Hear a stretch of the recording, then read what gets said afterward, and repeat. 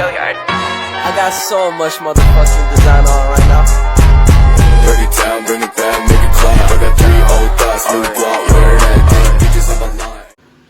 Assalamualaikum warahmatullahi wabarakatuh. Shalom, Om Swastiastu, Namo Buddhaya, Salam Kebajikan. Selamat sore teman-teman sekalian, saya Gugum Hidayat sebagai moderator dari kelompok 5, di mana dalam kesempatan kali ini kami akan berbincang dan membahas terkait dengan perebutan kekuasaan pada tahun 2024, di mana pada tahun 2024 yaitu adalah tahun demokrasi. Narasi yang kami bangun yaitu selamat datang tahun pencitraan.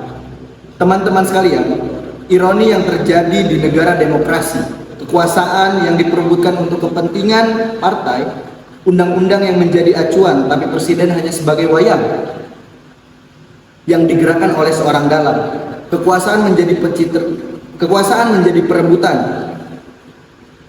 di mana tahun politik yang mendekati pemilihan adalah tahun pencitraan. Baiklah, saya Gugum Hidayat sebagai moderator akan menggali lebih dalam bersama rekan-rekan saya di kelompok 5.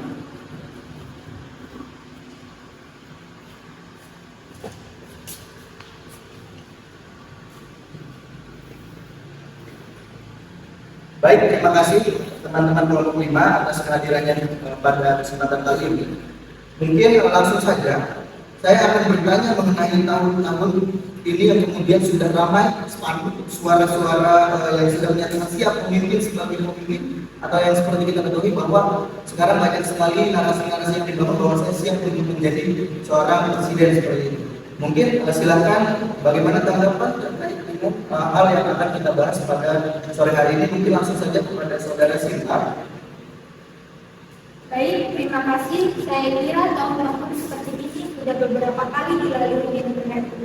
Poin yang perlu digarisbawahi, tahun-tahun seperti ini memang riskan karena sulit membedakan yang tulus dari yang palsu. Artinya sah-sah saja sebenarnya ketika tahun politik dinyatakan siap tidak siap, karena itulah salah satu cara untuk menarik hati rakyat. Sangat menarik jawaban yang disampaikan oleh saudari Sinta tadi, bahwa beliau mengatakan sebenarnya sah-sah saja pada tahun politik menyatakan siap dan tidak siap. Mungkin saya langsung menanyakan terkait dengan tanggapan selanjutnya, mungkin dari saudari Tia. Saya silakan saudari Tia untuk menanggapi hal tersebut. Ini tidak jauh berbeda dari yang disampaikan oleh saudara Sinta tadi. Mengenai bahwa sebenarnya dalam tahun-tahun seperti ini itu sudah tidak heran lagi gitu. Dan bahkan sebenarnya ada baiknya karena kita juga dapat melihat gitu bagaimana kemudian mereka itu siap untuk memimpin bagi negara dengan siap mengemban tanggung jawab yang diberikan. Sangat menarik ya yang dibahas oleh Sinta dan juga Tia, bahwa yang disampaikan tadi sebenarnya hampir sependapat. Akan tetapi jika hal seperti ini terus terjadi, bahkan mungkin tadi kata Sinta mengatakan bahwa hal ini sudah biasa terjadi, artinya kita mengaminkan bahwa pencitraan ini disahkan saja. Mungkin saya akan berlanjut kepada saudari Nika untuk menanggapi hal tersebut. Ini bagaimana pendapat dari saudari Nika? Terima kasih. Saya kira bukan seperti itu, karena kita negara dalam demokrasi, kita punya konstitusi, aturan yang landasi pemilihan, kampanye, hingga pada persyaratan pencalonan presiden. Maka dari itu, kita juga perlu tahu siapa yang bakal menjadi calonnya. Masyarakat bisa perlu menilai bahwa juga terus memberikan sosialisasi untuk menangani kasus-kasus politik yang tidak sesuai dengan aturan. Artinya, tidak sembarangan bisa mencalonkan diri apabila tidak menyalahi dari konstitusi, maka sah-sah saja. Baik, menarik juga apa yang disampaikan oleh saudari Nika barusan. Sebenarnya dalam konteks ini mungkin pendapat dari teman-teman tidak jauh berbeda, bahwa saudari Nika mengatakan jika itu tidak keluar dari konstitusi maka hal tersebut disahkan saja. Kita semua tahu bahwa salah satu syarat untuk menjadi seorang pemimpin atau sebut saja presiden atau mungkin gubernur dan lain sebagainya adalah dengan diusungnya oleh partai seperti itu. Partai ini berperan juga dalam mengkampanyekan calon partai ini berperan juga dalam mencalonkan atau mengusung seorang untuk menjadi pemimpin. Bahkan tidak jarang kita melihat partai saling menjegal seperti itu. Nah, hal ini tentunya mempengaruhi adanya pencitraan di tahun politik. Nah, saya akan bergeser kembali ke pertanyaan saudara Damian. Mungkin terkait hal tersebut bisa ditanggapi, silakan saudara Damian. Terima kasih. Mungkin saya kira saya mengingatkan yang saya penonton dan mendengar ketika teman-teman hebat saya menjelaskan tentang pencitraan di tahun politik, saya akan berangkat mengenai tentang perebutan kekuasaan yang mana pencitraan politik yang sudah dibicarakan sebelumnya. Saya sudah menilai dari beberapa tahun belakangan bahwa memang kekuasaan dibutuhkan tidak hanya untuk kepentingan negara, akan tetapi ada kepentingan partai dan lain sebagainya. Kenapa saya bilang ada kepentingan partai? Karena mungkin partai yang bisa untuk kampanye atau pada presiden threshold dan kemudian akan mendapatkan suara lebih kursi di DPR untuk sebagai calon presiden, maka dari itu sangat disayangkan ketika ada pencitraan dari pemerintah komisi pemilihan pas ada mana saja mereka datang pas sudah sampai dan bilang pas begitu suara mereka menyusulkan itu, kemudian mereka seperti mendekat ke masyarakat. Setelah mereka mendapatkan kekuasaan mereka menghilang dari masyarakat sendiri tanpa dimajukan dari sisi mereka seperti yang sudah disampaikan.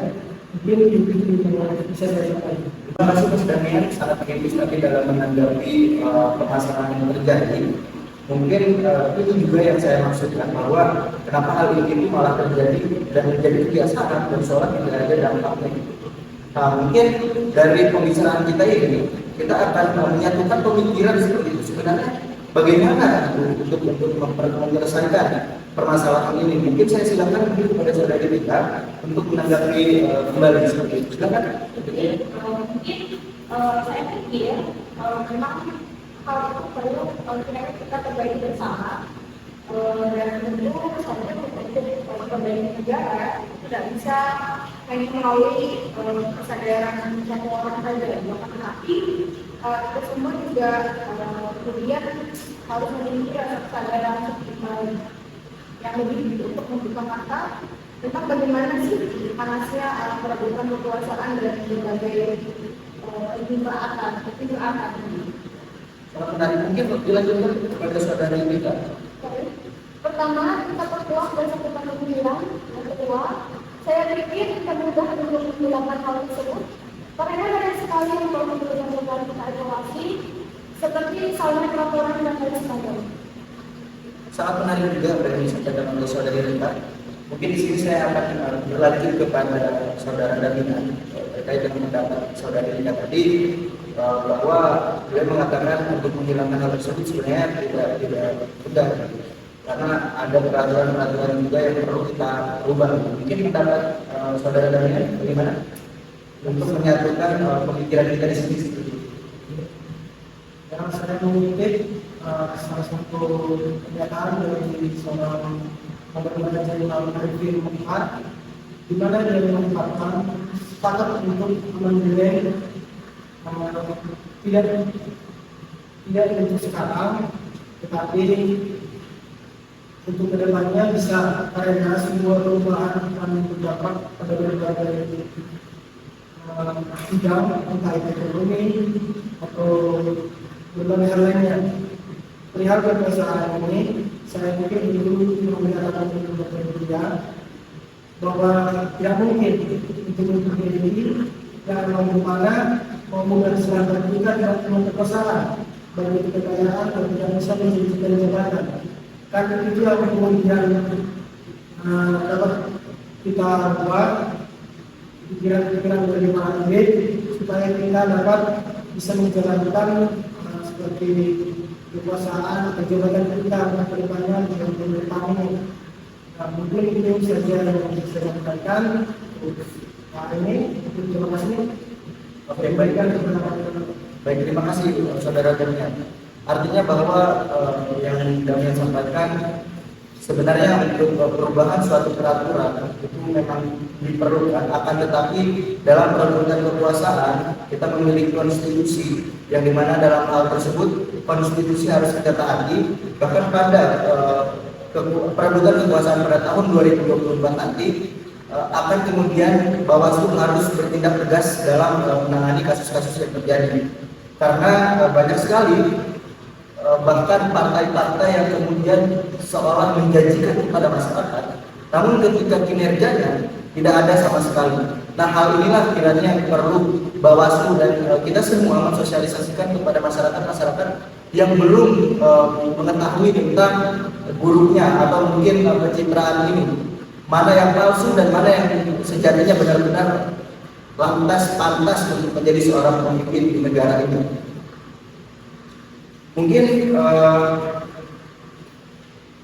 sangat luar biasa dari pandangan teman-teman kita dari tadi yang udah sama-sama di sini gitu, menyatukan pemikiran seperti itu.